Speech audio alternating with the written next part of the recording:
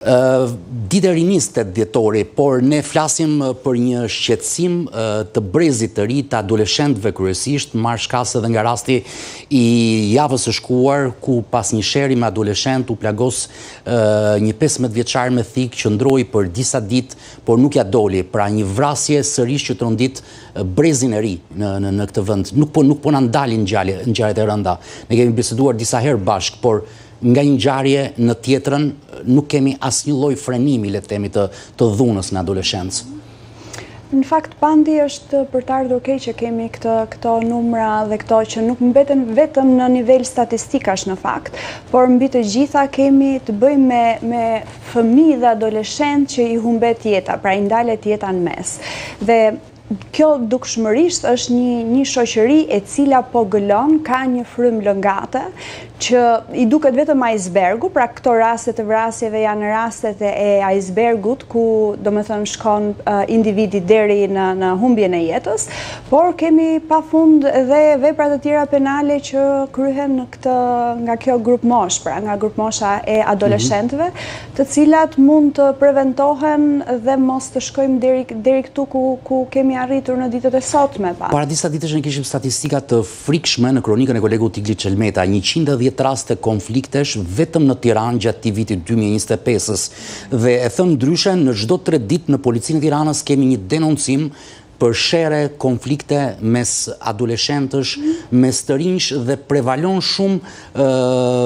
dhe rastet e moshës edhe 10 vjeç. Pra kemi një ulje të moshës së fëmijëve që po konfliktuohen me njëri tjetrin. Është në fakt, po, edhe unë i kam ndjekur këto statistikat tuajat, është problematik shumë e madhe sepse prindrit turën vrap drejt punëve, drejt gjërave, e humbasin komunikimin e hapur të drejt për drejt me fëmijët e tyre dhe nuk kalojnë kohë cilësore, ndërkohë që instancat e tjera, siç mund të jenë shkolla, psikologu i shkollës, nuk funksionojnë në mënyrë të vërtet ashtu siç duhet bërë puna, por në mënyrë fiktive, dhe sikur të funksionojë vërtet një psikolog shkolle nuk ja del dot me 500 nxënës të bëjnë sensibilizim në për klasë, të bëjnë seanca individuale,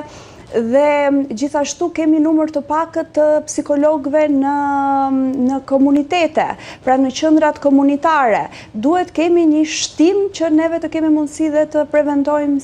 si shoqëri pikërisht këto lloj fenomenesh. Dhe referuar këtyre statistikave, janë 180 të mitur të proceduar penalisht në kryeqytet, vetëm për këtë vit, 20 prej tyre të arrestuar, 150 fëmijë të dëmtuar fizikisht, pra janë shifra alarmante. Po, pandi. Dhe ka dhe nga ata që duke folur drejt për drejt janë ekspert arsimit, po i krahasojnë fëmijët që në çantën e tyre nuk po mbajnë më librin sot, por po mbajnë një thik apo një armë të ftohtë për të konfliktuar duke shkuar në shkollë, duke dalë nga shtëpia. Pra pse po bëhemi një shoqëri nga dita në ditë më e dhunshme? Më e dhunshme sepse fëmijët në fakt kur marrin atë mjetin le themi një thik apo një biçak apo një brisk e marrin sepse duan të adresojnë një pasiguri të tyre. Pra është një shoqëri që fëmijët dhe adoleshentët nuk po ndjehen të sigurt për të vajtur në shkollë, pra po adresojnë, po japin vetë zgjidhje sepse as prindërit ndoshta nuk janë fare në komunikim të përditshëm për të parë nëse fëmia është bullizuar, nëse fëmia është kërcënuar, dhe ai po përpiqet të gjejë një zgjidhje të adresojë situatën të cilës i ka rënë përpjesë. A është fajtore dhe shkolla në këtë pjesë, duhet të them fajtore, duhet të ndaj një informacion që unë nuk e kam 100% sigurt, por më raportojnë që ka shkolla